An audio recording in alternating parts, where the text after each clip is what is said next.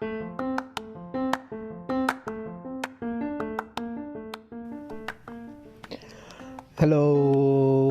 and hello and hello, beautiful, complex, unique, special, and annoying humans.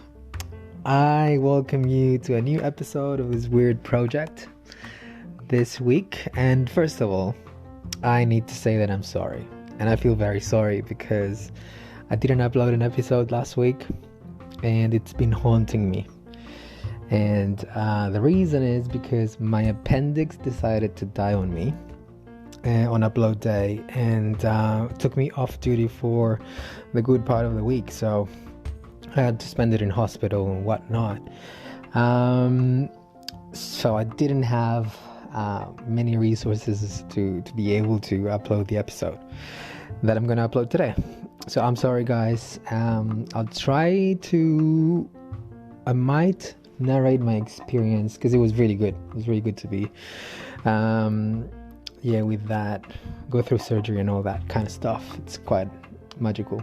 Anyway, I might tell you the story this week on a special kind of upload. We'll see. But let's get back to business. Let's get back to the consistency I want to create and to the original upload for last week and my awesome guest, which is a conversation that I had with Anna Adamtzikis. Anna is a good friend of mine. She's amazing. She is a leader in the Australian Eyelash Industry and owns her own boutique salon in Melbourne. So I learned a lot of new things, especially about eyelashes, which I had no idea about. And that's a pretty interesting world. She is amazing. She is a boss bitch to me. She is someone I respect very much with her strength, inner character, and total contagious happiness. She is amazing to be around. And we just had a really long conversation. We had a great time. We talked about her experience in her industry, what she does. We talk about disappointing ethnic parents. I know some of you may relate, and to unknowingly living with adult attention deficit disorder and how that's helped her actually in her success, and dropping law school to follow her passion and start her business, which I think it's pretty remarkable. The conversation this week starts a bit different because I started recording and then we said, all right, let's start. But we had a really nice and interesting little conversation about why I started my podcast or how I started it, I think. But I think you find it interesting. So please enjoy the conversation with Anna, and we'll talk soon. Thank you very much, guys. Bye.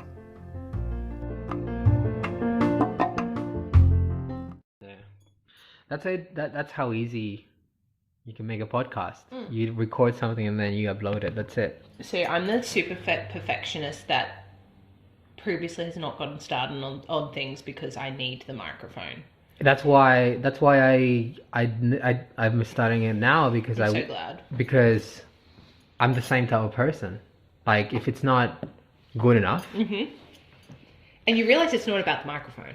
Yeah. It's about it not being received in the ideal way. Yeah. So you make it about the microphone. Yes, but then it's about yourself. Yeah. So then that's why I started, because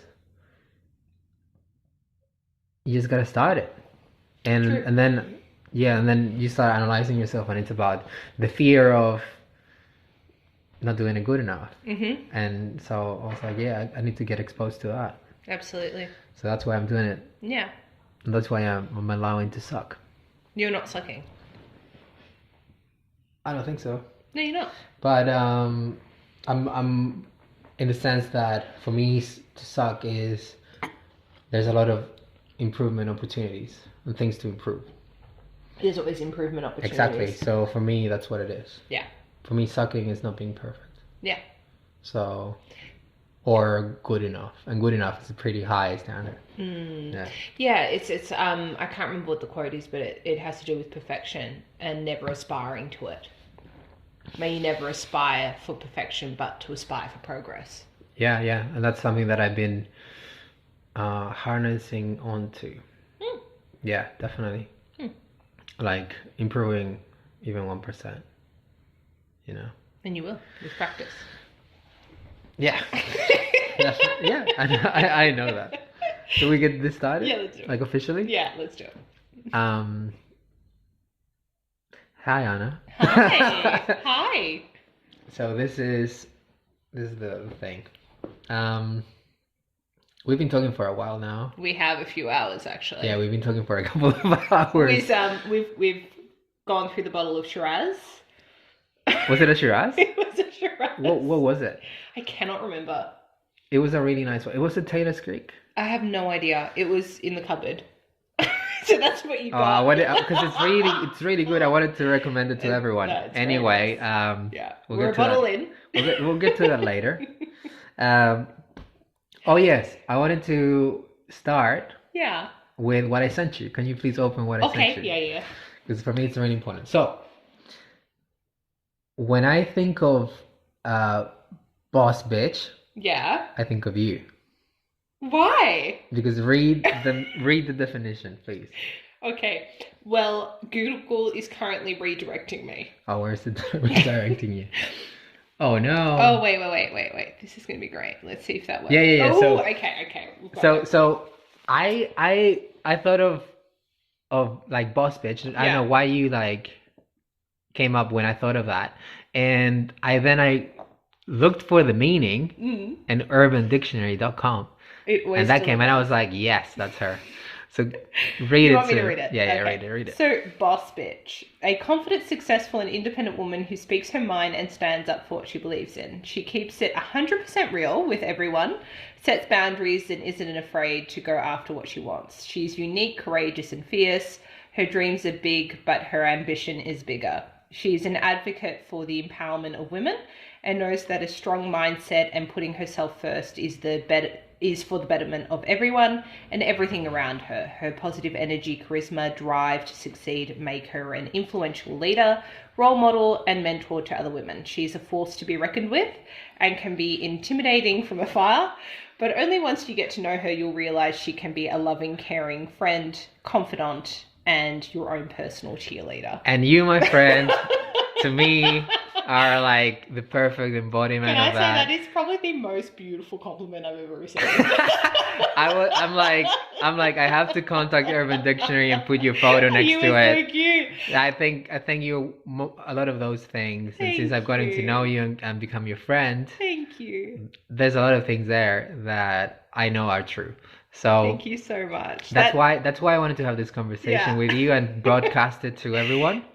Also, one of the other reasons is because I think we can have disagreements. Absolutely, yeah. And they're always respectful, and that for me is very important. And so I'm ready to disagree with you, but also okay. And also you have your own business, which is Raven Wings. Yeah. Tell us what it's all about. Okay, I'm just gonna cough quickly, so bear with me. all this Urban Dictionary excitement. I'm gonna add some music to that cough. Hardly. I thought it was really soulful. So yeah, Raven Wings. I've had the business for 9 years. I never imagined I would be in the beauty industry. So if you spoke to 18-year-old Anna, she was pegged to be a criminal barrister. Oh shit. Yeah, so I was in university and I was going to do what everyone else wanted me to do, which was, it made sense. I was good at legal studies. I was in the debating team. I was at Monash University with the intention to do law. But there was something that didn't feel right. It didn't feel like my own path.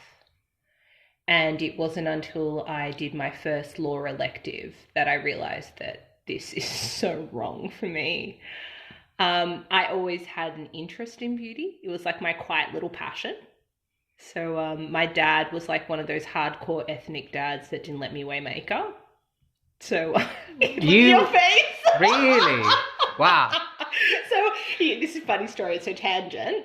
He used to, I'd get in the car in my school uniform and he used to do the swab test. So he would grab a tissue and he would wipe my face. And if any foundation came off, he'd send me back inside to wash my face.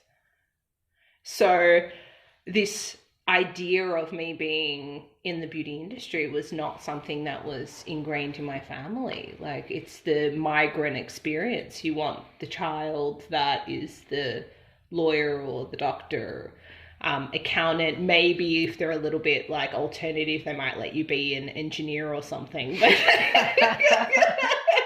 definitely not a beauty therapist. So I would conceal my makeup play. So I would have a shower that lasted like 3 hours and I would use my mum's Elizabeth Arden makeup. That was her really expensive makeup she never used. So she wouldn't notice I had gone into it. Whoa. And I used to paint my face. While the shower was running. While the shower was running, the hot water would run out, people would be screaming, banging on the door, and I would just zone the fuck out and I would paint the most elaborate face makeup. And then I would scrub it off till it was raw, because the last thing I wanted was Dad being like, is that eyeliner? Is that mascara? Like, what is on your face? So the idea of me being in the beauty industry as a career was so far removed from my reality at the time, that I always loved it. So what is Raven Wings? So Raven Wings is an eyelash extension studio that I developed at 22 after going through beauty therapy studies. So I decided to leave university, to the horror of my family. I finished beauty therapy and then discovered while I was working as a beauty therapist that I didn't really love that either. I'm an immediate results person. So the whole idea of being there and doing facials and massages, I just felt really jealous of the people I was doing facials on. So I would do facials and be like, I want to be you. Why can't I be you sleeping? So I went down the route of looking at these niche industries, and eyelash extensions 10 years ago was so not common. Like, it was just this random thing that people were doing, and I was so profoundly interested in the idea that I could get someone, you know, as a bare canvas and then create this result that was immediate and then they could leave. And I tried it. I had a natural skill, like in that my dexterity was pretty solid, and I kind of thought, you know what, I think I could be good at this. And then I worked 3 years and then left and then started Raven Wings. So I've been an eyelash extensions artist ever since. Ooh. Yeah. Okay, so there's a lot in there. Also, the other reason that I wanted to do this with you is because I have zero idea what an eyelash extension is. I know that you put them on top of your eyelashes. Yeah.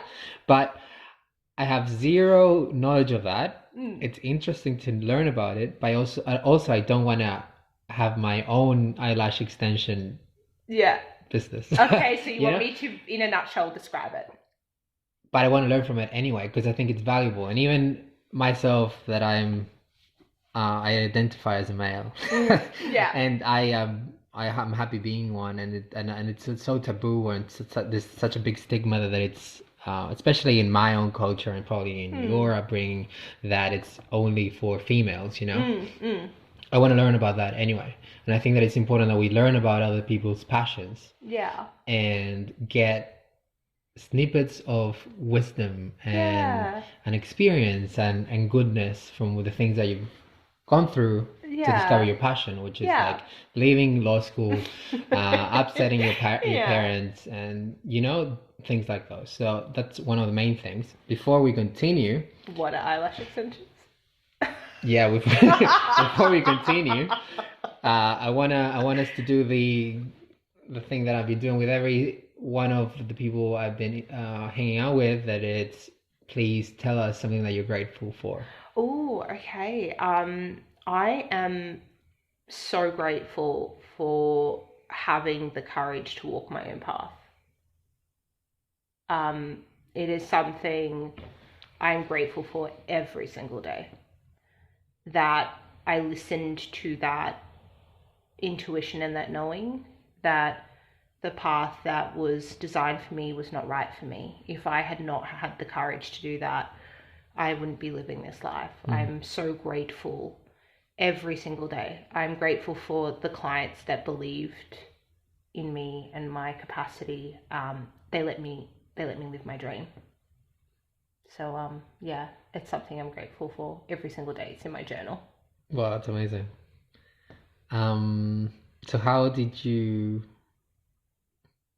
because you said I'm grateful that I have that you face the fear, that you have the drive, the courage. Yeah. What do you think is that? Like, where do you think that came from? I always thought there was this underlying defiance I had. Like there was this, oh, I know what you want me to be, so I'm going to do the complete opposite. I've always found myself going towards what I'm passionate about. I couldn't, until yesterday, have told you what that was. It was just, I knew what I was interested in, and I would hyper focus on that, and I would, with relentless passion follow that. Whether it was subjects I wanted to study, whether it was recreational activities, whether it was things I wanted to do, things I wanted to buy. Like once I knew I wanted something, I would just be quite like a dog with a bone. I didn't know why I was that way. Like my brother, who I'm amazingly close with and I love so much, is very different to me. So yeah, I honestly thought it was just me. And yesterday it kind of made a lot more sense when I got diagnosed with ADHD. So yeah, so it makes sense that I hyper focus on what I'm passionate about and have zero interest and attention in what I'm not. That's amazing. Yeah. That's a bit of a blessing, eh? Yeah, I think it's perspective, right? Yeah. Like, because I wish I had that. Honestly, my biggest struggle in life has been I don't have like a one focus on one thing I'm passionate about, or like what that I like. But in every single thing that I do like. So for me, I always wanted to have that type of focus. Would you know that all the things you're interested in have a common aspect? Like, is there a commonality to what you're interested in? I don't know. Have you sat there to evaluate it? Yeah. Yeah? Like, there's not... I don't know. Really? I bet there is. Yeah. Maybe. Because I find that sometimes there is this, whether it's a need being met, whether it's something that all of those things have in common that have you drawn to the very thing you're interested in. Yeah. I don't know if I have a different disorder myself, maybe. It might be connection. It could be, human connection. It could be self-expression. It could be not necessarily a profession or a direction, but something that is so deeply connected with your purpose individually. Yeah. For me, even though I had an interest in beauty, there is something so powerful about my connection with my clients, my relationship with them, them trusting me, them being in my life. That human aspect is the core of my business. I happen to give people joy and connect with them, but use eyelashes as the vehicle to do that. Yeah, exactly. Yeah. Wow. So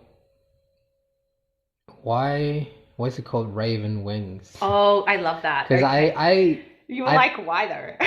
Well, I love ravens. Yeah, me too. I think they're one of the most smart birds that exist, and that's why Alfred Hitchcock in his film the birds used ravens because they were really easily how you call that when you teach a dog an animal to do something? They're like trainable? Yes. Yeah. They're yeah. super trainable. Yeah. That's why they were used in that film.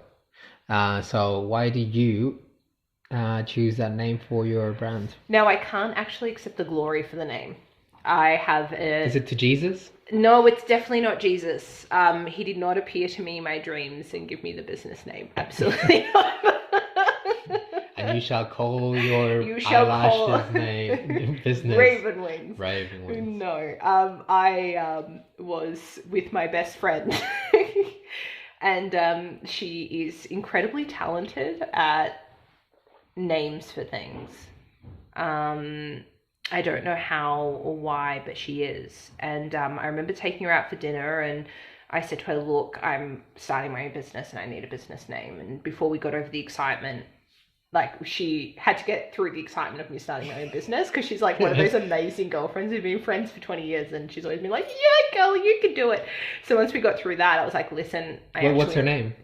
Catalina. You should, yeah, Cat. Yeah, she's amazing. And so I was like, I need your help. And so she's like, and at that time I had this obsession with vintage fashion. Like, also your sort of like rockabilly fashion. So that vintage inspired beauty. And she said to me, she kind of sat there and she was like, hey, how about something like, Red Raven? And I was like, what the fuck is a Red Raven? Like, what does that even mean? And she's like, like, maybe like Raven winks, as in like winking. And then I heard Raven wings, and I went, oh my God, like giving people wings. And Raven wings, meaning that they're black and they're distinct, and it still had that vintage feel to it. And I was like, babe, I think that's it. And so I called the business Raven Wings. And then what happened is, my clients over the years, there was this branding that happened. So anything Raven related was associated with me. Like, if a Raven came to visit them in their backyard, they'd send a photo and send it to me. They'd be like, baby, you came to visit today. I was hanging out the clothes. And then all of a sudden it became this brand, and I became the Raven or the Raven Queen, and then this business became Raven Wings. And so there's been this incredible bird influence that I've been able to like weave into so much of like the marketing and obviously the business branding. So that's where it came from. Yeah, because you're also the Raven Queen on Instagram. Which is super cool, because I had the handle before the Raven Queen movie came out, which was like a spin-off of the Snow White movie. Yeah. Super lucky. And apparently there's some sort of game or something as well. Like, do you ever get asked to sell it? I've been asked to sell my number plate. That's happened a few times. Well, what's your number plate? It's Raven. Damn. So, I've been asked to sell that. I have no, not the handles. I've had people inquire, but a lot of them are sort of Gen Zs that are into this particular game. I think I'm not a gamer, so I don't understand what it is. Probably there's people listening to this. I don't know. Well, I think that as more the years pass, you're gonna get more from gamers. Probably. Yeah, because esports is becoming a thing. Esports. Esports. You know what esports are? Are they like you play soccer with a friend? So it's electronic sports. Yeah, like. So basically, there are now professional esports persons, which are just people that play video games in stadiums. They fill out like 55,000 stadiums, and they play a game. That's crazy. And they win millions of dollars. That's incredible. Playing a video game. So that's the future. So that's a good business opportunity. So I just need to sit on the name, is what you're saying, and then someone else will come along and try maybe the best player in the world of Fortnite uses the handle Raven Wings, and then don't they call it like I think it's intellectual property real estate or something? Where people buy domain names and stuff and then sell it. Yeah, there are. It's like this whole side business. Yeah. So you just like sit down and think of different names that would be cool, and then you just buy the domain. Yeah. There's no joke. Yeah. That's amazing. Yeah. So you were telling, well, we've been talking for We've a been couple talking of for hours ages, now. yeah. So you were telling me before that you wanted to talk about passion and that a lot of people get passion Confused confused. professionally, Yeah. yeah. So would you want to talk about that? Yeah, definitely. And this has been my experience. I obviously can't speak for everyone, but I feel like, especially our generation, there is a strong entrepreneurial movement. Like everyone wants to be their own boss. And so sometimes what stops people from taking a step forward is this idea that they don't know what they're passionate about. And that occurs sometimes as this very distinct knowing, like I'm going to do this and this is what I'm going to do and be passionate about and create a business around. For me, what it's been is that you're generally passionate about stuff you're good at. So you're generally not passionate about things you're mediocre at or you're barely acceptable at. Or that you feel good at, Yeah, more absolutely. than necessarily being the best at it. Yeah, yeah. It's this, it starts with how do I feel when I do this? And I know that I felt, if I go right back, I felt happier and I felt more me in the beauty industry. Yeah. That I knew. That was a feeling in my body. Like I sat there and I would be able to do a beauty treatment for 2 hours and the time would pass me by. Whereas if you had me sit in a 2-hour lecture, I would struggle. I would go on 7 toilet breaks and be looking at my watch every 3 minutes. So I knew that was something that was of interest to me. And then slowly you apply yourself in the same direction. And with practice and persistence and time, you get better. And then when you get better, I believe that's when the passion comes. I think what happens is we're so impatient. We just want to be brilliant. We think that it occurs as this epiphany. You wake up and Jesus comes to visit you in your sleep, and you just know. You just know, and you wake up and you all of a sudden have this business idea and you're killing it. And it's not the way it is at all. It's, I have an interest in this and I've got to do the hard work. And if you consistently do the hard work and you get better, then I believe the passion comes after that, certainly. Yeah. So for me, I sucked royally, like actually sucked for probably 2 years. But you still liked it a lot, but you would say that you weren't passionate about it? I was not passionate about it. Absolutely not.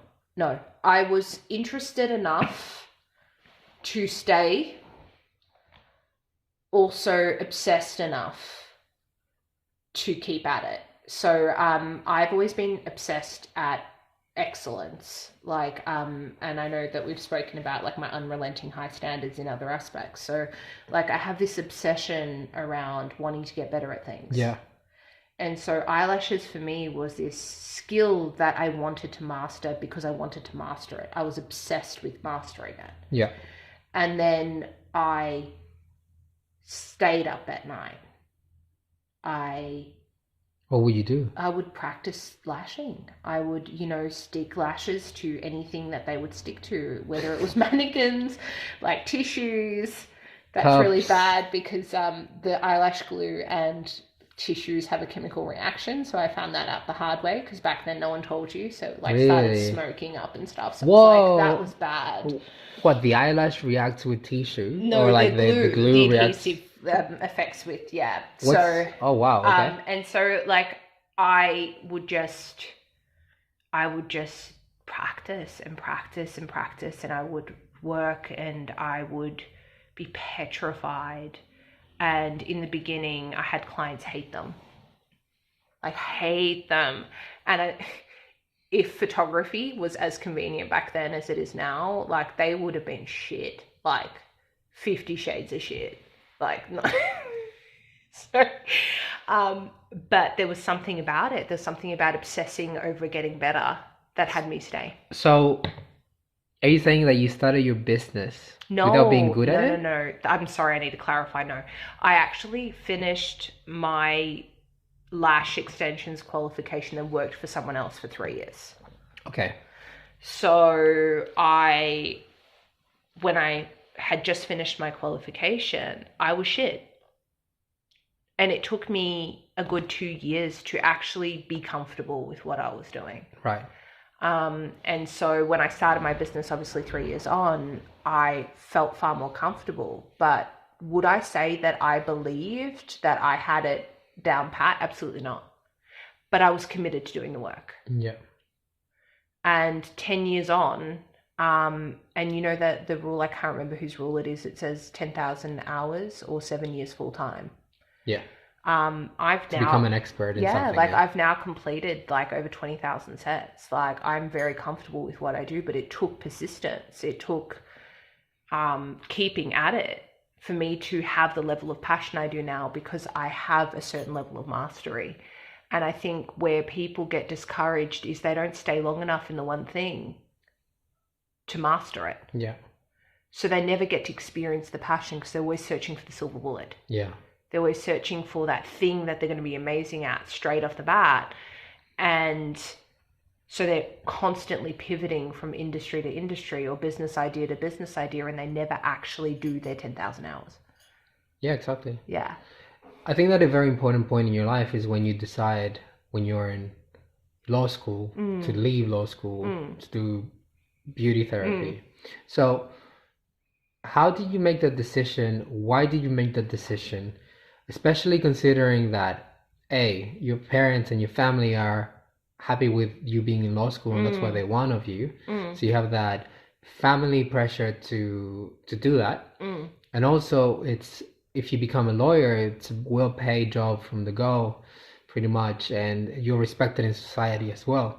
And how did you decide that I'm gonna drop law school and become and study beauty therapy without knowing really if that's your thing, or how did you figure out that that was your thing instead of going, I don't know, to become a veterinarian or an astronomer, whatever else? I love this question. I have always been very connected with my body and my intuition. So I've always done things that are authentic to me.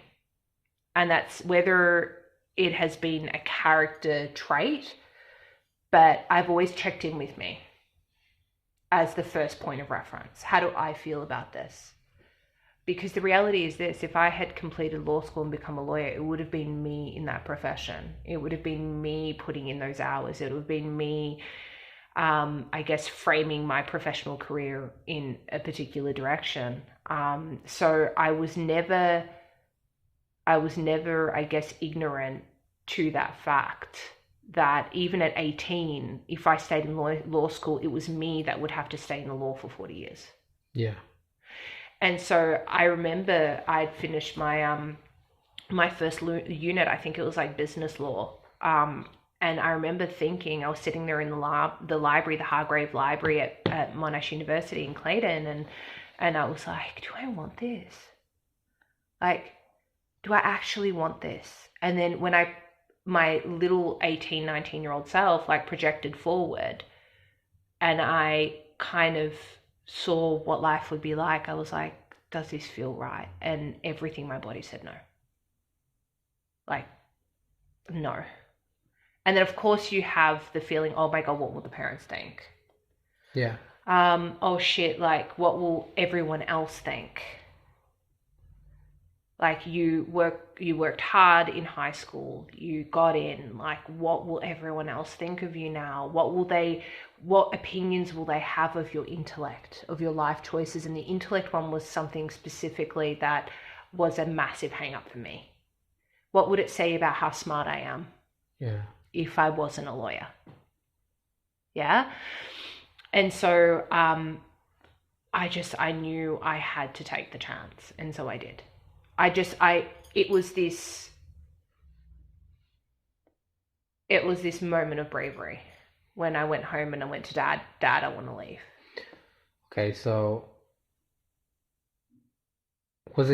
how did you get to this moment of bravery? And it's so interesting, and it's really hard to explain. Yeah, because the reason why I ask is because when you're 19, 18, you're a kid. Yeah. You know, and obviously we all have different upbringings and situations that happen to us that shape us in a different way from other people. But a lot of people are 25, they're 30, they're 35, they're 40, and they don't change what they're doing because of that. They can't face the fear of letting their parents down, especially if they're ethnic parents. Yeah. So how did you get to this bravery that you say that moment that you had? How many times did you trust your bravery moments before? It's so hard to explain because my life has always occurred to me as things I enjoy and I'm interested in and things I have no interest in. So there's this extreme disconnect. Yeah. There's stuff I know I like and I hyper focus and I obsess. And there's things that I'm not interested in. Yeah. So from my understanding of how it occurs to other people is that life is quite fluid for other people. Like if there's just their job and it pays the bills and they guess they kind of like it, but then they kind of don't. And they'll tolerate it because of the bills. Like for me, it occurs to me as actually physically intolerable. Yeah. Like I physically knew that I was not able to sit through the tertiary qualification to even get to the point that I was a lawyer. So there was no misunderstanding there as to how this would go for me. Like I knew that it was at the point of physical discomfort. It was your realization of the pain. Yeah, and for me, it going through that. Yeah, like it was.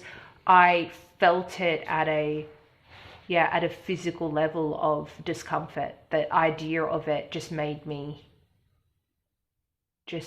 It was intolerable. So you could relate to it in a physical way. It was so powerful. Yeah, and it was kind of like, honestly, and if I was okay, it was like someone going, "Tell your dad you don't want to be a lawyer or chop your arm off." That's how it felt. So it wasn't like the pain of disappointing him or any repercussions of that would have exceeded the pain of me staying. Like the pain of me staying was so intolerable for me. Did you visualize the pain? Like, for example, you are sitting in the library in Clayton, Monash University, and you're wondering right there, do I want to do this? And then do you visualize yourself going through uni and going through all those years of reading the books you have to read and going through the hardship that a lot of people have gone through to get their law degree and graduating and then trying to find a job in a law firm? And did you project that and did you visualize that to experience the pain of that? It wasn't, I wouldn't say it was to experience the pain of, but I've always, as I said to you earlier, like I've always been overly analytical and quite pragmatic. So I was never romanced into what I thought a lawyer would be. Right. Like I knew what would be required of me. Like I knew what would, what my academic journey would look like, what me having to work as a lawyer would look like, the level of output, the nature of my working environment. Like I was very aware of what that would be. So when I projected forward, and I absolutely did do that, you're right, project forward and go, okay, well, can I see myself doing this? Like I envisioned myself under the fluorescent lights and, reading legislation and interpreting it. And I just was like, that's not me. It's just not me. It's not what is authentic to the version of me where I'm the happiest. Yeah. The version of me that's the happiest is the little girl who paints her face for 3 hours knowing full well her dad will scream at her for 2 hours if he finds mascara on her face. Like that version of me that loses time in the magic of what was creation, like that's me. Yeah. And that's not for sale for anyone. Like my parents, like ego, like it's not for sale. Like that version of me is sacred and I will fight for her always. And I have, and I'm here. Well, I can totally relate to that type of decision making that's exactly why that's exactly why I haven't continued in uni. It's exactly why I don't have any type of degree. I only have a certificate. That's why I've ended relationships, because I've been able to project myself and being unhappy. So I can totally relate to that, and it's really hard to discover that if you don't go through the pain of doing something that you shouldn't be doing. It's not so much you shouldn't be doing it. It's just it's not authentic. Exactly. If the reason you're doing something is it's what's expected of me, or it's what other people will think is good or of value, you're in the wrong place. And don't get me wrong, like I need to be very clear, like I don't devalue education. I love education. I love learning. I think it's profoundly important for us to continue learning, but in areas of value. If being a lawyer isn't of no value to you, why the fuck are you doing it? Like, why? Why are you spending your life? Why are you accumulating the HECS debt? Why are you attempting to enter an industry where you have no innate passion and spend the rest of your life there? Like, it is so foreign to me. It is so foreign. Because you take a lot of pleasure and pride now in helping your clients through what you're doing. And that's a way that you've discovered that you can help them. And of course you can help people by being a lawyer. Like there's ways, but I think the most powerful thing to you is that you could help them in a different way, and you can relate to them in different ways than the role of a lawyer. What is, like, I see myself as relating to them in an incredibly human way, and my relationship with my clients is so sacred. Like, people come in and they share things about themselves, their lives, their experiences that they haven't told anyone. I go through their life with them. Like, that level of humanity and that level of raw authenticity is sacred to me. Like, I feel profoundly privileged that they trust me with their life, that they think me worthy enough to take on their journey with them. So I definitely think I'm helping people. I provide a space for them that is safe, especially in my industry because it's unregulated. There is a lot of people doing some very scary work. So there is a lot of risk out there. And I provide for them not only that space where we can connect, but also they know that they can trust me. They know they come in, I'm always going to look after their safety first, that they never have to question the caliber of my work. They never have to question the fact that I will obsess over them before they go home and go, oh, Anna, there is an eyelash out of place. Like, I'm far more OCD than they will ever be. So, they see me, so it's multifaceted. Like, I feel the value I give is this raw humanity that I don't think I would be able to give in the law. Wow, that's really eye-opening to me, because when I first came to this country as a young wee boy from Chile, I had no idea, and you say crossed my heart? Yeah. And I crossed my heart that women and people put fake eyelashes on. I had no idea. I was 19 years of age and I had no idea that people would put fake eyelashes on top of their natural eyelashes. And I was dumbfounded when I found out. And also I was comparing as well the style of makeup that people had in Chile to the makeup that they have here, and I was like, wow, it's a bit too much here, right?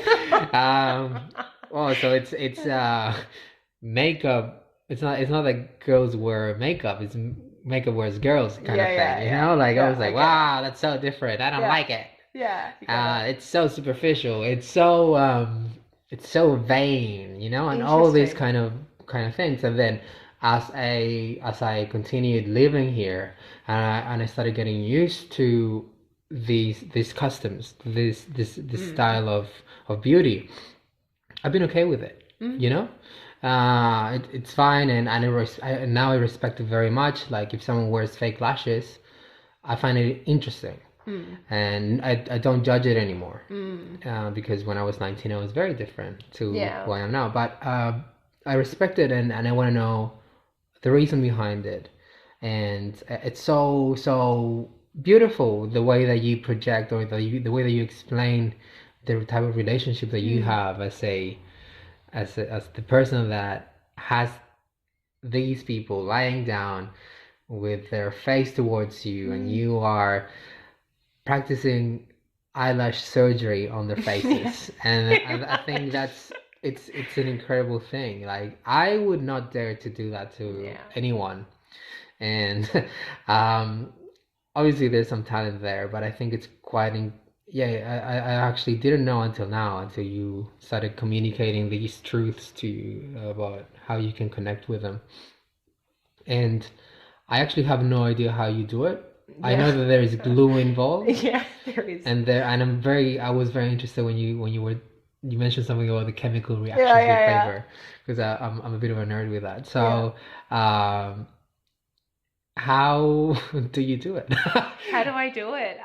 For everyone that doesn't know, for everyone that knows, probably I actually have no idea, so I really want to. So I can describe the proper process. So the process is that the client will lie down, and then I use a under eye eye patch that is a silicone composition to keep their bottom lashes secured. Then they close their eye, and then I will work just on the top lashes. And that's, in this instance, like the most common form of eyelash service. And then I use a surgical grade adhesive that has a black pigment, and I will stick synthetic fibers on individual natural lashes. So there's a couple of different style of those synthetic fibers. So there's an individual lash, which is just one single lash. So what you would envision it like your natural eyelash falls off, but it's a more exaggerated version of that. So it's longer and it's more robust. I would adhere that with the black surgical glue onto a single natural eyelash to create length and density. So, okay, so do you have like tweezers? Yeah. Because I've seen fake lashes, yeah? Yeah, as in stick-ons, yeah. Yeah, like it's this strip, and it has like lashes coming out of the main like trunk. Yeah, the trunk, yeah. So are you saying that you stick individual synthetic hair follicles to their natural lash? That is correct, yeah, one at a time.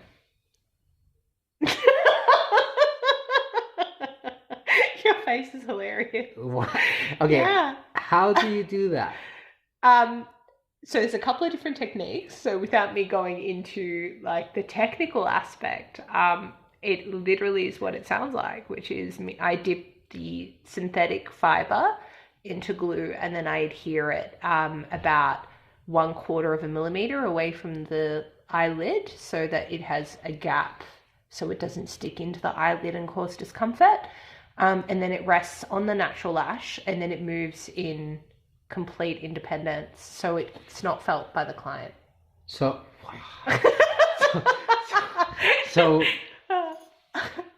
do you use like a microscope, or like not a microscope? Like, how do you call this thing? Like a magnifying glass. Do you use a magnifying glass? I have magnifying glasses that magnify like 3.5 times, but my vision sadly has adjusted to accommodate, so I don't know which one's which. Oh, it's not sadly, it's fascinating. So I can't see far well. It's natural selection though. Like, literally, yeah, but like, I can see really well up close. So in 10 years you've evolved. I've evolved as a human being, like neural. Your sense of vision. Literally, my neural, like the neuroplasticity. Like I can't see very far, but my up close vision is exceptional. It's incredible.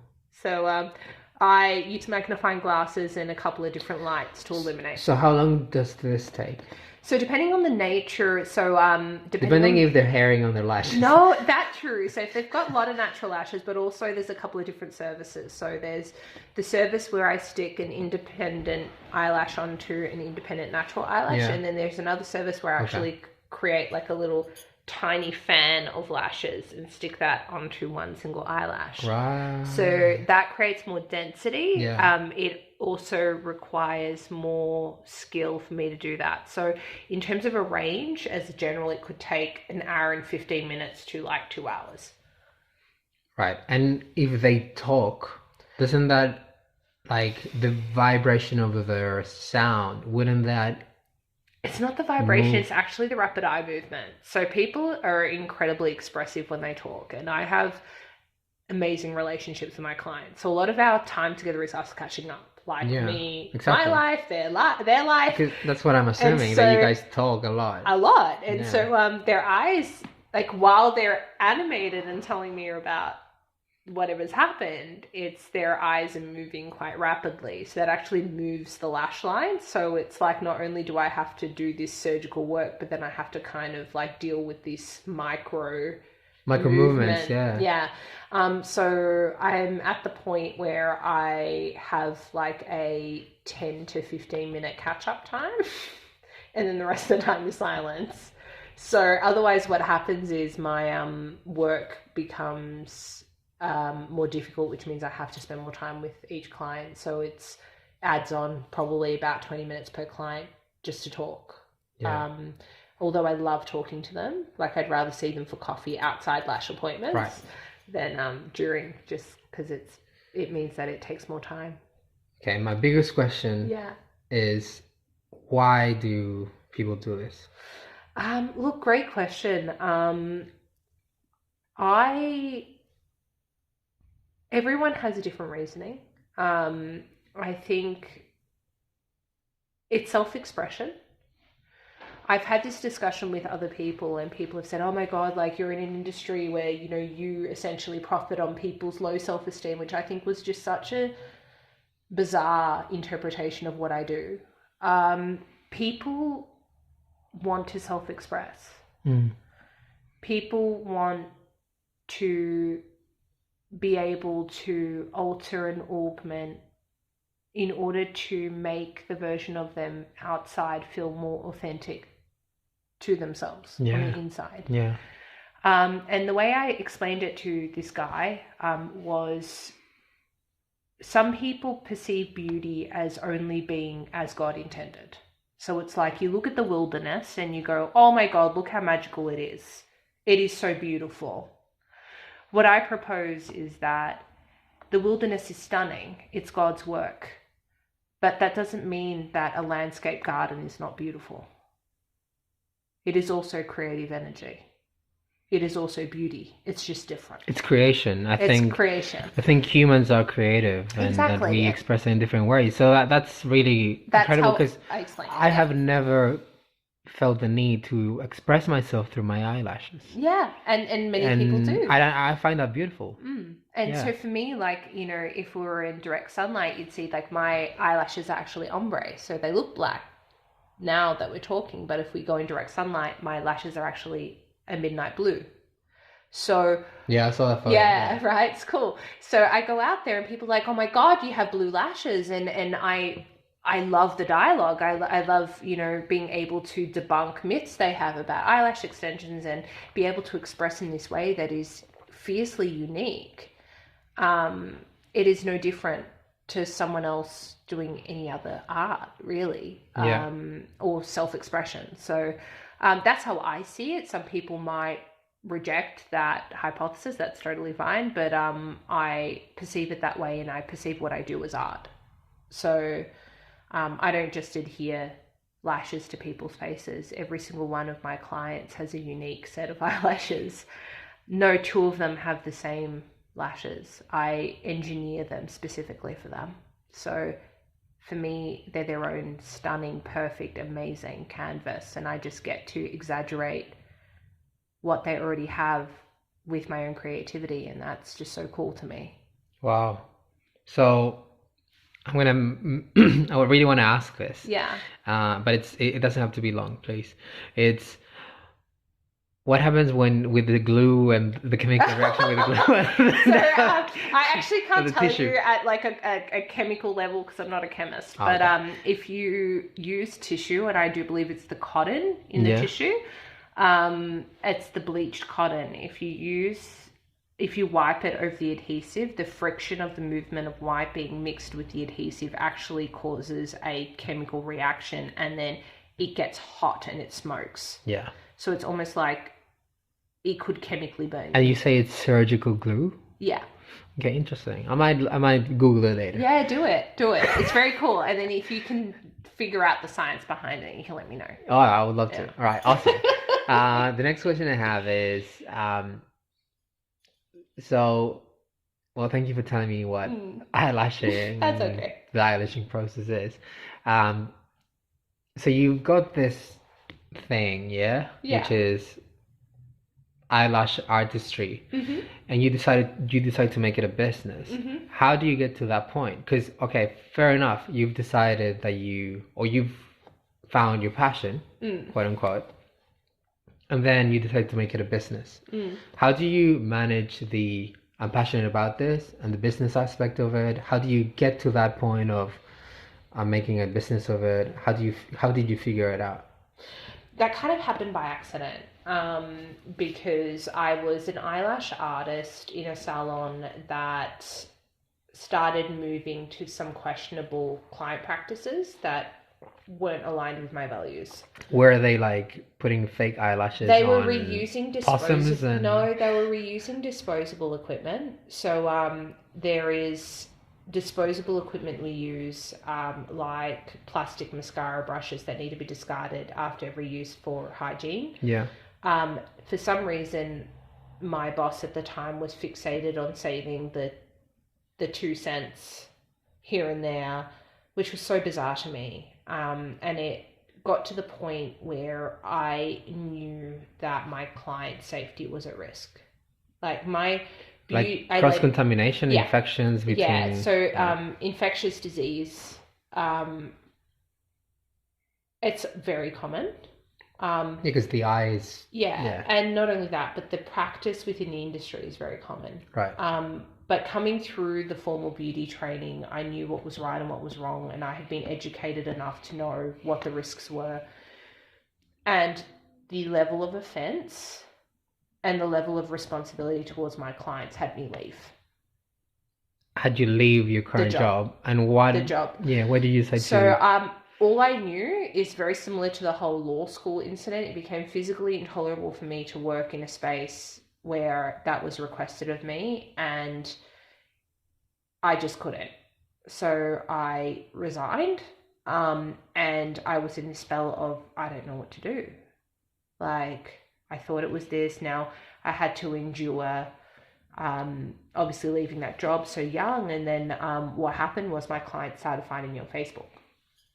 And so my clients was essentially saying, you left, where did you go? And I literally just said, hey, look, I've done 3 years. I, of course, never, ever, ever threw the business under the bus. I'm not that sort of person. But, you know, they were finding me going, look, but I'm there to see you. Like, are you still going to be doing lashes? And at the time, I hadn't really thought about it. And enough people started adding me for me to be like, oh, shit. Like, there's actually a bunch of them that really want me specifically to do the lashes. So what am I going to do? And so I started lashing from home. Lashing from home. Yeah, lashing from home. And I knew it was temporary because, and I don't want to at all offend anyone with this comment, but I knew that I never wanted my relationship with my art to be something I did out of a bedroom. Like, I always wanted a commercial space where they could come, where everything was above board and regulated and council approved, and it was a separate address to where I lived, like, residentially. So I saw them temporarily, and there was enough of them. Like, you know, there was like 1 and then 2 and then 3 and then 4 and then 5 and then 20, and I was like, what the fuck, like, what am I going to do? So I ended up looking at little beauty studios and had my first beauty studio in Melbourne. So I set that up and then built my business, and then I was one of the very few people doing extensions at that stage. So lots of referrals, and even back then I was doing coloured lashes, which was just so radical to people. And so, yeah, like, I slowly built my business, and then word of mouth. If you this is what I've realized in business, and it's something that my partner has reiterated. He's just like, if you are very clearly defined as to what your values are professionally, and you are unapologetically committed to them, like, this is my standard, this is my sanitary standard, this is my safety standard, this is the level of service you will receive my salon, you don't really focus at what the industry is doing. You will find your people. Now, my clients are my people. Like, they're the people that are like, I want to see her because I know she's not going to give me bacterial conjunctivitis. I want to see her because I know she takes the time for it to be done properly. And so slowly, I just accumulated this tribe of ravens, and somehow we fell into a business together. And that's your tribe. And so it all happened. And I think that's my point, is that, I recognize that was very lucky. Sure, like, there was an aspect of luck associated with it, in that, I had people hunt me down, but it did come at me defining who I was very early on, even super young. Like, I knew who I wanted to be in this industry at 23. Like, I knew, excuse my French, like, I wasn't here to fuck flies. Like, I knew I was here to dominate the industry, to set the benchmark, pay for the training I needed to go to the corners of the earth to be the best at what I do. And when you're that relentless in getting better, people align with that. There's a certainty you give them. Yeah. Are you the best at what you do? I would say look, that's difficult. I would say one of, absolutely. In terms of from the safety sanitary perspective, probably, like, in terms of having everything down pat in a working system, like, my knowledge of cosmetic chemistry coming through beauty is pretty solid, but arguably probably. But that doesn't matter to me, because I look overseas and I see the sort of work that's coming out of Eastern Europe and whatever else, and there is a massive bridge. There's a massive gap I need to close. Like, I need to skill jump, and that's okay. Like, there will always be someone better. There will always be someone more talented, and I'm humble enough to go to them and go, how much for you to teach me? And that will never stop. Yeah. That's what makes me different. I don't know it all. Yeah, I'll be surprised if you did. So obviously I can't ignore that COVID has happened. Yeah. And for you, like, especially with what you've been saying and the close contact you have with people, is how have you tackled this as a business owner, and also in an industry that has such close contact with people and that a lot of people are still afraid of? I love that you've asked this question. Thank you so much. It's actually going to be an extended answer, because I really wanted to give everyone who's listening a little bit of scope as well. So my industry is unregulated when it comes to, it just means that eyelash extensions specifically haven't been deemed by the Victorian government as necessary to regulate as any other beauty treatment, which means that there is actually no standard of hygiene or practice there. The effect before lockdown was that I was able to lean into my training, which meant that I would have to extend appointment times, but we managed. We pulled together as a business, like all of my stunning Raven clients.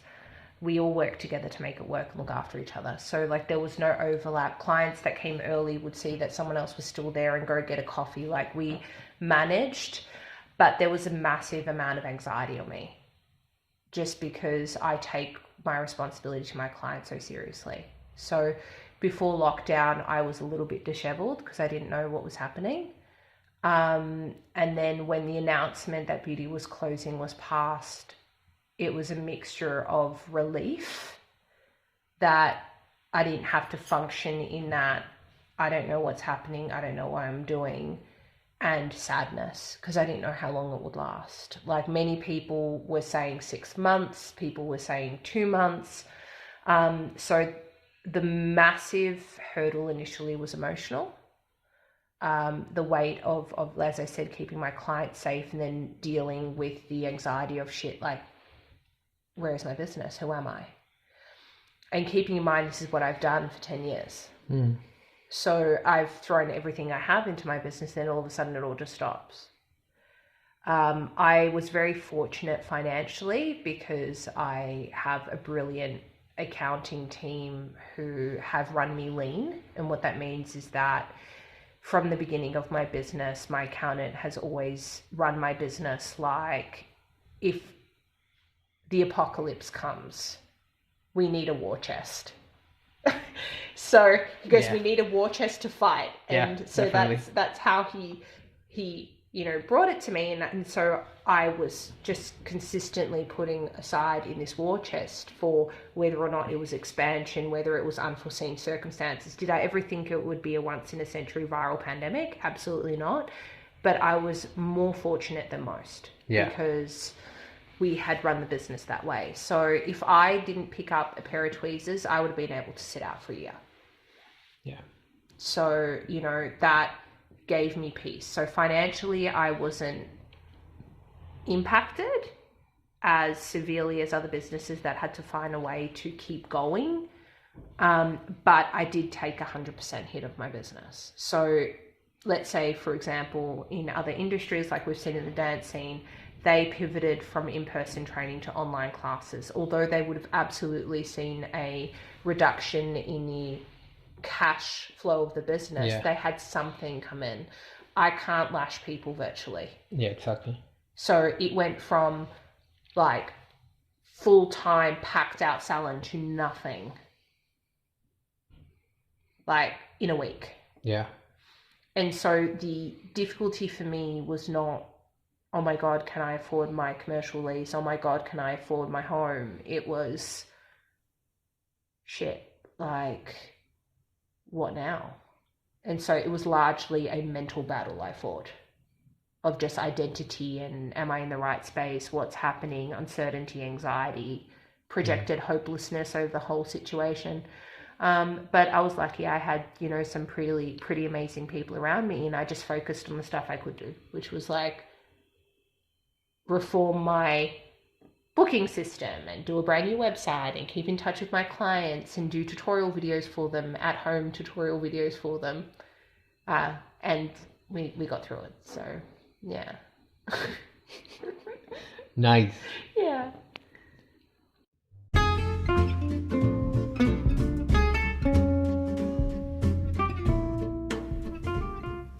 Hello, and this is an intermission.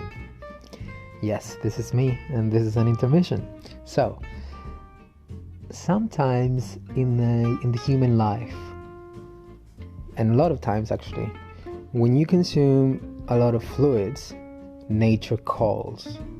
In other words, your body needs to dispose of certain elements that no longer serve the body purpose. And that happened to me in the conversation with Anna. So if you feel like you need to do the same, this is a great time to do it. So you can pause this, walk to your nearest outlet room for such purposes, and relax and enjoy the ride and be human. You know how democratic that is, that we all have to do the same thing? I hope I'm not being too cryptic, that you don't understand what I'm talking about. But I don't think I am. I think that you understand. I think that we are on the same wavelength. And if you don't, please message me so I can let you know, or I can tell you what it is. Because I think we're all connected deeply in our basic needs. Also, if you haven't today, say to your mom that you love her. Tell her. Text her, message her, call her. If you've already done it, well done. Do it again. Or just say it to your housemates, or your brothers and sisters, or your dad, or just hold your pet tightly and enjoy that love and that sense of community and union that you can attain with this other species. Anyway, I'm rambling. Now we're coming back to the conversation and the last part of the conversation with the amazing Anna Adamtzikis. Okay, so thank you for that. So you mentioned that you were diagnosed with ADHD yesterday. Yeah, yesterday. Literally. You're like the first person other than like my family and my partner who knows. And now everyone, everyone knows. To this. So you're 32. Yeah. So that's weirder. It is so weird. Yeah, because not many people like that are this old, they get diagnosed. Why do you even do the test? The test? Oh God, you've got some great questions. Okay, so during COVID, when the business had shut down, my life stopped, right? And so to just give you an indicator, like I would start clients at 9 a.m, finish at 9 p.m. or 10 p.m, and then go dancing. And that was like normal. Yeah. Like that wouldn't even touch the sides for me. So my life occurred to people as, oh my God, you work these huge hours, you dance, you do this. Normal, busy. And then everything stops. So the business stops, obviously recreational, like all dancing stopped. And then I'm at home. And then this is when I realized that there was a problem. I was washing the dishes and so there I am washing the dishes, and then my brain literally comes up with this random idea. It's like, Anna, I wonder if you need to change the European pillows on your bed. Maybe they're not firm anymore. Right. And I'm like, I know, you're like totally looking at me like, like you're so vague. I know. So like, No, because you said I was washing the dishes. The problem. So okay, so I'm washing the dishes, right? Yeah. So I'm in the process of washing the dishes, and my brain's gone on this random tangent. Okay. So I turn off the tap in the middle of washing the dishes and go to the bed to check the pillows, because it's logical, right? Because in that moment when I'm washing the dishes, I need to absolutely act on the random thought that's coming to my head. Right. So you didn't finish washing the dishes before. Okay. And so like there I am, just testing. I'm like, no, I think they're good. And then I noticed my dressing table and I was like, oh, I think I need to dust that and reorganize it. So then I do that. Then I had this random thought about this like document I hadn't signed in my study. So I've gone into my study. 2.5 hours later, I go back into the kitchen to realize I didn't finish washing the dishes. Right. And you with an and then OCD. I was like, what the hell? I go, this is so weird. And then I went for a walk with a girlfriend of mine that actually has ADHD also. And so we're walking, and this is her account. So we're walking, I'm walking really fast. She's like, oh shit, okay, we're walking fast. So here I am walking fast. And then I see a like little coffee stand that's open. And then before, she's in mid-sentence, and I just start walking towards coffee, because who doesn't want a long black when they're going for a walk, right? Right. So, so there I am. Wait, she's like, and after I got my coffee and I'm like, cool, we can continue to walk. Now she's like, babe, do you have ADHD? And I was like, no. I go, it's funny you say that though, because like lots of people have asked me if I do. Like laugh off. And she's like, babe, no, I'm asking you because I have it and you look like I do when I'm unmedicated. And I'm like, maybe this is a thing. And then at the time my dad was doing construction around the house, like renovating, and I noticed him doing the same thing, like starting one job and then him disappearing, and then just getting caught up in this, him just following these random processes in his brain that took him away from the task he was doing. Right. So the moment I stepped away from myself, I actually observed that my dad was doing what I was doing, but just in a really exaggerated way. Yeah. And I was like, oh my God, I think there's something to this, because I can't actually sit to do things that I'm not interested in. Like, it's always been really hard for me to study. Like, even though I finished high school and got into uni, I literally binge crammed.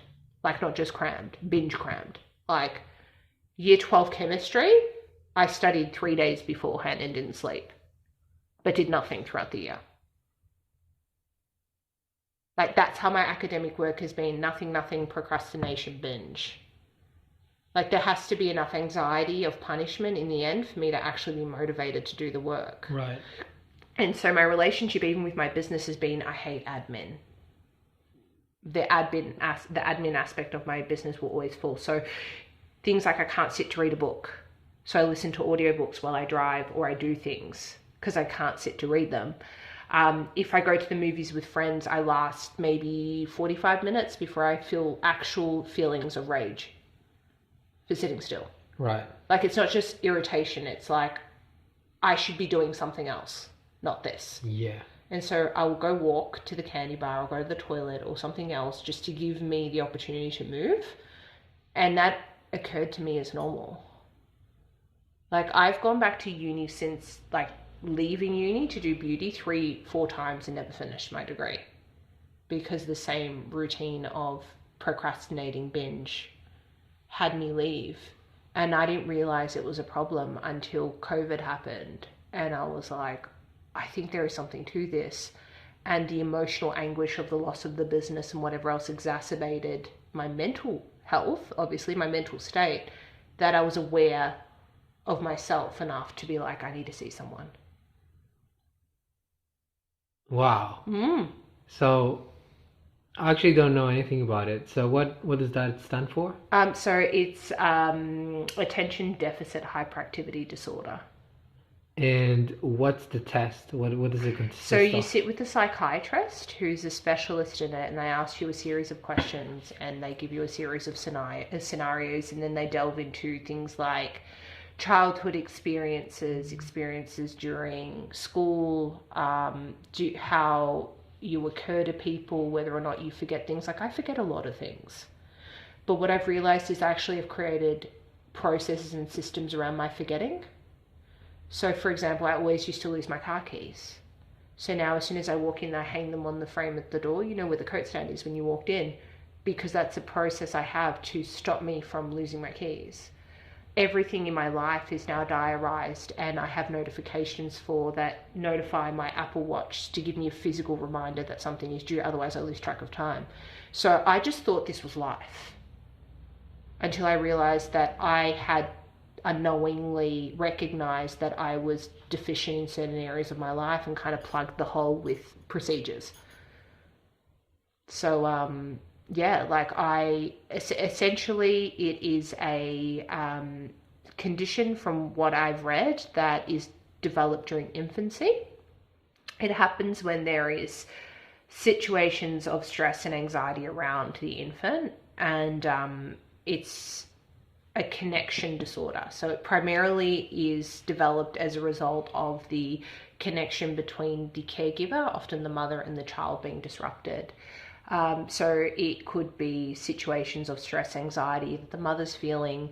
My home environment wasn't like always the best, and I was breastfed for about 2 weeks before I was bottle fed. So there were certain indicators that was obstructed. So the way they put it is that it's like the infant brain fragments reality in order to fragment the anxiety that's around it. So it's like the anxiety, the anxiety and the pain of the reality around the infant becomes so much for the infant to bear that actually the brain fragments in order to also then fragment the anxiety. So the way my thinking is, the way I know it's really hard like to explain, but when I'm stressed, it feels like a snow globe. So if you shake up a snow globe, all those little pieces is bits of information to me. So when people say to me, why don't you just prioritize and do what you can? Like, to me, it's like I actually can't focus on any of those single grains in the snow globe for me to actually prioritize anything. Whoa. It's just, my brain is like, it feels like a snow globe. Yeah. When I'm stressed. Otherwise, it's just, there's stuff I want to do and there's stuff I don't want to do. So I just do the stuff I want to do, but really well. Like I hyper focus on it. Yeah. So the key to winning with it is you just do a lot of what you want to do. Yeah. I believe in that. Yeah. So it so happened that I fell through the cracks at 32 because if you look like at my life, I always did what I wanted. So I left law school, I went to beauty school, so I'm in the career path of my choice. I enjoy what I do, which allows me to hyper focus, which allows me to obsess over what I do. So on the outside, it's not, I don't have the, like, I don't appear as someone that has it. But if I was in, let's say, the law, which I didn't like, my ADHD would have become more prominent because I would not have been able to sit to do the work I needed to do. Yeah. Yeah. So it probably helped you a lot in becoming who you are now. Yeah, like I remember when we were saying like earlier, like you can look at it two ways. I think it is a profound gift because the way my brain is wired is for me it's wired towards passion. It's wired towards what I want to do. So wait, sorry. Is there an obsession? There's that, like, if you look at my personality, like there's aspects of my life that I become obsessed over. Like I'm obsessed over becoming excellent at my work. Like I will lose sleep over it. Right. Like I will watch tutorials and practice lashing over sleeping. How do you know it's Obsessive? How do you know it's obsessive, not obsession against passion? This is where it becomes abstract. Yeah. One person's obsession is another person's passion. So if I speak to someone who, let's say, and I'm not, like a lot of people have like a lot of, fulfillment from their work, but let's say someone works 9 to 5. My life occurs to them as obsessive. Because their reality is one where they have their job, they go home, they do what they want to do. Whereas I will work 8 a.m. till 10 p.m. 6 days in straight. And if you see me on the Sunday, I won't even mention the fact I've worked those hours because it occurs to me as natural. So from a person's perspective that works a 9 to 5, I look obsessed. Yeah. But from my perspective, I look passionate. From someone else who is as fulfilled and as involved and as committed to what they do, I look passionate.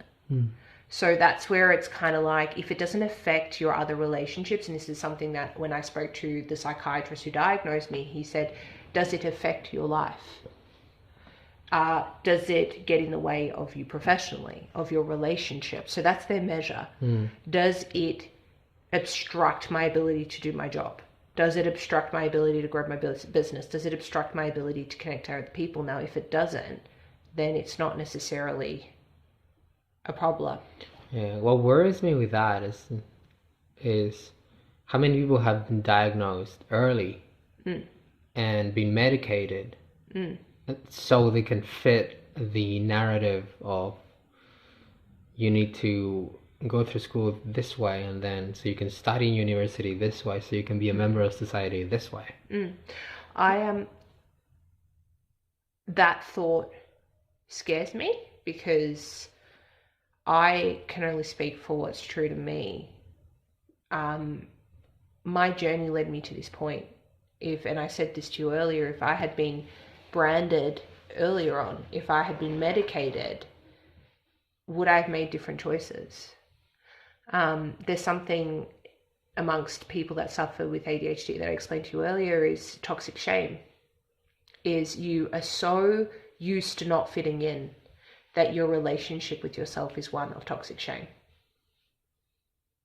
How do you explain toxic shame? Toxic shame is you're so used to not fitting in, you're so used to disappointing people and forgetting things, and there might be you might feel like a social misfit, or you might say what you shouldn't say in the wrong situations because it just flies out your mouth. You might really intend to come through on that promise you made to that friend, but then you don't. And it happens often enough in your life for your relationship with yourself to become so fractured that you're like, I'm not good enough. I'm not worthy. Why can't I just do what I say I'm going to do? That's toxic shame. So when you have a predisposition for that to happen and your life's occurred to you in that way constantly, and imagine that, like, you haven't fit into school, you've been disruptive in class, like you haven't been able to hand in your assignments, you let your friends down, you make promises you don't keep, you lose track of time, you forget that appointment, you don't finish that assignment, you don't fulfill on that extension after the assignment. That is your life. And then you get pumped through this system that's not designed for you. So your whole life is just a version of that. Get into the job, your boss says, hey, I need this by this date, you don't fulfill on it. By the time you get to 32, you're just a basket of shame and guilt of how much you fucked life up. Whereas where things panned out differently for me is that I just did what I loved unapologetically. Like, I was just like, no, I don't want to finish uni, I want to do that, so I'll do that. No, I want to do this. No, I don't want to be in a relationship with you. I want to do this. I don't want to do that. That's why there's been less of the fragmented relationship with self where I'm concerned. Yeah. So how do you think this is gonna affect you, if there's any effect to you from now on? Because this is pretty new as well. It is, so. and look, it was really positive, and all of the response that I got from people around me was like, babe, this is so exciting because now you know. And that's how I feel about it. Like, I'm one who's always had this opinion of life that you can't control what happens, but you can control the meaning around it. So I can't control the fact that I was diagnosed with ADHD, but I can make it mean what I want. And in this instance, I want to make it mean that it's my own little fucking superpower. Like, one person's disability is another person's power. Like, it makes me incredibly powerful at what I'm passionate about. Like, that's super cool. So what it means for me is really leaning into my passions more, understanding that there's certain things that I might not be, air quote, disciplined to do. And it's not about laziness. It's not about procrastination. It's actually just that I'm probably never going to do it. So now I know that instead of me beating myself up over that, I'm going to outsource it to someone else. So there's this power it gives you that, okay, so I'm just going to completely play to my strengths now, because I understand that they're not necessarily weaknesses. They're just things I'm not designed to do. I don't need fixing, if that makes sense. So, yeah, and obviously there's the empowerment around understanding how my brain works, and, you know, yeah, and just designing my life around that. It gives you a little more framework and certainty. That's awesome. Yeah, I love how you express that you can give it a meaning, like, to your circumstances. I totally believe that, and I've tried to explain that to a lot of people that I've interacted with, because I think it's quite essential to live a life that doesn't suck, even though things suck around you. Yeah. And so I think it's, yeah, super important. I love the way you put it, because I think it's incredibly beautiful. Thank you, love. Yeah. Wow. So what's happening now? Like, is anything changing for you? In what way? With your business, with your own self, like, 'cause, like, this also maybe brings some light in with past relationships you've had, or with past totally. Like interactions and decisions. It does. Like, it puts into focus a lot of stuff, like in terms of decisions, past relationships. Absolutely. I'm more about moving forward, though. I feel like you clean up what you need to clean up, and then you move forward. So there's no point me digging up the past. I did the best I could with what I had. And the people I was with did the best they could with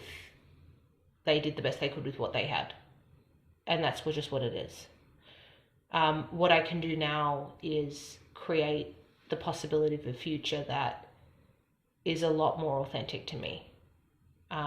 So, you know, it's exciting. It means that, you know, the relationship I'm now in is built on this level of authenticity I haven't experienced before.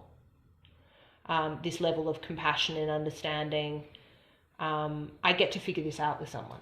That's really nice. You know, like, it's not that I'm going back and going, oh, hey, hun, you know, 7 years ago when I did this to you, it's because of my ADHD. Like, this is, you know, it's new, and it's, you know, there's no amends you need to make with the past. No amends. And I get to discover myself and get to create the possibility of a beautiful future with someone who's so receptive and open to every aspect of me. And that's really nice. Yeah. It's amazing. You're smiling. I know what you're talking about, and I love that. Yeah. Yeah. Is there anything else you want to share?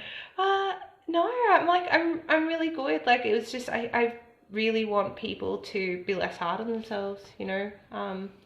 I feel like life is complex enough without us beating ourselves up. Yeah. You know, it's okay if you don't have, and this is specific to you now, it's okay that you don't know what you want to do. Just do more of what you love. And something will fit eventually, I promise you. It's just, as you said earlier, consistency in a forward direction and patience, and you'll get there. Like, there is no rush. You're not competing against anyone. It's your journey. It's your life. It will all happen in divine timing.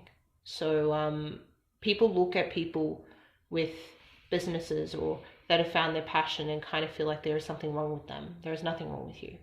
Like, everyone's got their path and their journey. There's no right or wrong. So yeah, I'm just really grateful we got to have this conversation, and I hope it's, you know, helped a few people. That's all. Thank you. If you could go back in time and talk to your 18, 19-year-old self, what would you tell her? Oh my God. I would tell her to be less hard on herself. I would tell her that she doesn't have it all figured out, that her timeline is stupid and that it sucks, and that she needs to have more fun. That she will experience deep love, crippling loss, that she will grow through it, and that she will wind up being a pretty cool version of herself. Like, that's what I would tell her. Just be on the journey and just let it unfold. And that she's in competition with no one. Like, that's what I would tell her. How do you think she would take it? She would tell me to fuck off. Yeah. She'd go, what the fuck do you know? And then she'd probably try to fight me. And then she'll do whatever she wanted. Amazing. Yeah. Well, thank you. You're powerful, and you are someone that I admire very much, even though we've known ourselves for less than a year. But you have this energy about you that I've told you before. I think it's really special. So thank you so much. I'm so happy to see you happy. And thank you for taking the time to do this. Thank you. I appreciate it from the bottom of my heart. And I'm so grateful that we were able to have this conversation. And thank you. Awesome. Thank you so much. Bye. Say bye. Bye. Hi guys, it's Anna here. If you wanted to follow me on Instagram, you absolutely can at The Raven Queen. And if you wanted to watch me perform some eyelash magic on my clients, you can follow me at Raven Wings Eyelashes on Instagram also. See you there.